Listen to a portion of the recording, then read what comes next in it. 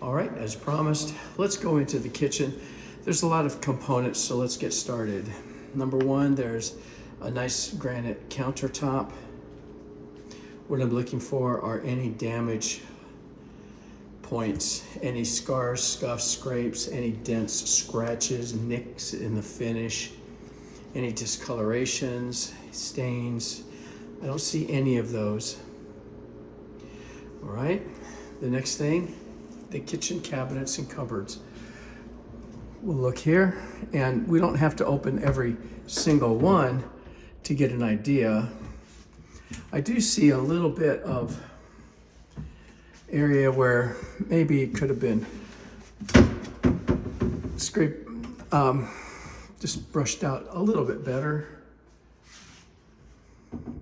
It's not enough to constitute a full cleaning, however, so we let the tenants do all of that themselves just to make it their own, to tidy up to their specifications.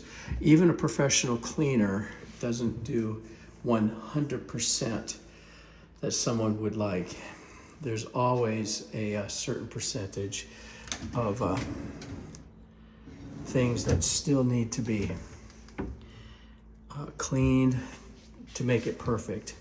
But there's no perfect house, and not even brand new houses are perfect. So we do the best we can, and then we ask the tenants to do the best they can. When you move in, speaking to the tenant, we're not going to demand perfection, but then likewise, we're not going to demand perfection on your move out as well. All right, a whole bunch of things. These look like they're all been switched out, and I don't, oh, these are handles for the cabinets. I'm gonna leave all of that just like that. And you can probably keep those in your hand, and if not, if you don't need them, just give us a call and we'll figure out what to do with those things, okay?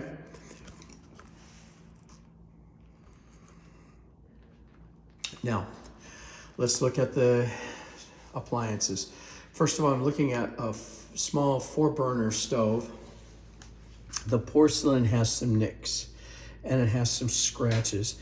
And in your exuberance to keep everything clean, sometimes this porcelain just wears away, and it has wear and tear marks right here. Those are holes. I'm sorry, I thought those were nicks. Those are holes. Those are probably holes to ventilate underneath there to keep air flowing, etc. I do see a slight dent back in here, and this looks like it's been completely worn off over time. You see the different settings right here. Little blemish right there on the porcelain. Same here.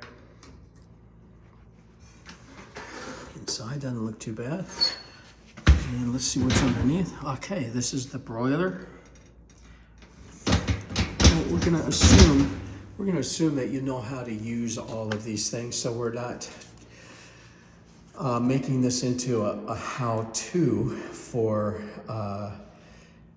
purposes. We're not home inspectors, and this isn't the right venue to teach somebody how to use an appliance. If you have any questions, however, always look at your portal, contact property management, and we'll deal with it from that point of view. We'll help wherever we can. Inside the refrigerator, you see the retaining bars.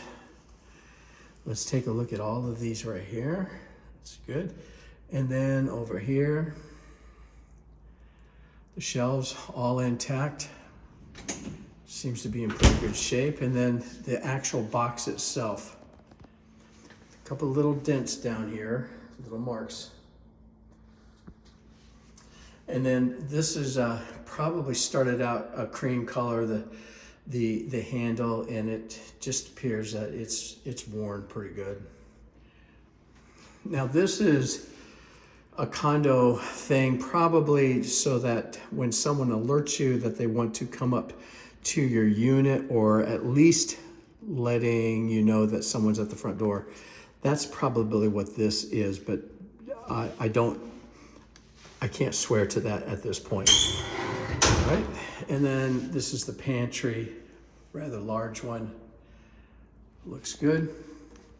And then I see over here in the corner, let's see what this is right here.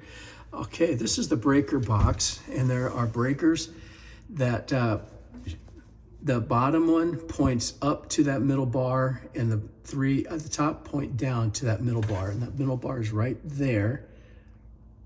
So everything points to that, okay? If there's any type of problem with electricity, lights, system, appliance, whatever, then always come back and have a look at that electrical breaker box first. If one of those is not pointing the way the others are, then that is the problem. So you take that breaker and push it away from that bar, and then snap it back toward the bar, and that sort of resets that particular circuit. Okay, now the last thing I do is actually run the disposal. And the disposal is a very important concept here. It is a defensive mechanism only. Never ever put anything down the disposal proactively. You don't put any meat or gristle or bones, byproduct of any type. You don't put any skins, peels of any fruit or vegetables, any leafy green things. Nothing goes down there on purpose. No, if something drops down there like a plasticware or silverware or something, it's going to jam that up. Then that's going to be probably, more than likely, it'll be the tenant's problem to pay for that call. Property management will call the plumber, but tenant probably will pay that. Now, if plumber comes out and it just stops on its own, there's no evidence of anything being put down there proactively, well, then probably the owner will take care of that bill, okay? Now, let's see. We're gonna turn this on. The water always has to be on when you run a disposal. And let's listen in.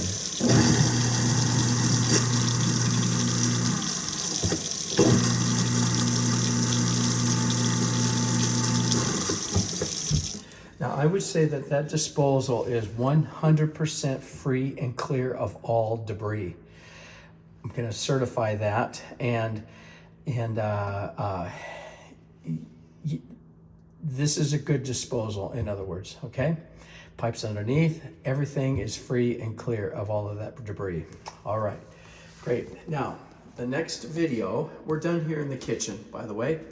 The next video now will be that of the smoke detector. We'll try that and see if it works. We want to make sure that you have one working smoke detector in this particular unit, and there it is. So we're going to touch that and hope that nobody knocks on our door in a panic saying your smoke detector's going off, okay? Here we go.